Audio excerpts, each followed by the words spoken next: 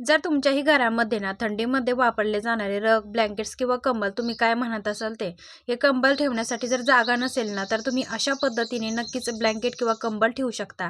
तर मी इथं ना एक कंबल घेतलेला आहे. त्याची उभ्या बाजूने छान अशी घडी करून घेतलेली आहे. सुरुवातीला इथं रबर बँड लावून घेतला आहे आणि गोल असा गुंडाळून घेतलेला आहे. त्यानंतर मी इथं जुना परकर घेतलेला आहे.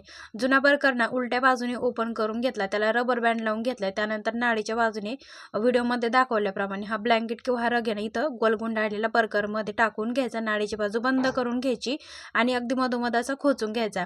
त्यानंतर आपल्या घरामध्ये एखादा ब्लाऊज पीस असेल ना जो काही आपण वापरत नाही, त्याच्या मधोमध बांगडी ठेवून द्यायची. त्याच्या पाठीमागच्या बाजूने इथं एक आपण रबर बँड लावून घ्यायचा आहे. बांगडीची बाजू खालून ठेवायची. त्यानंतर पिसाचे जे काही चारही कोपरे आहेत ना तिथं छान अशी गाठ बांधून घ्यायची.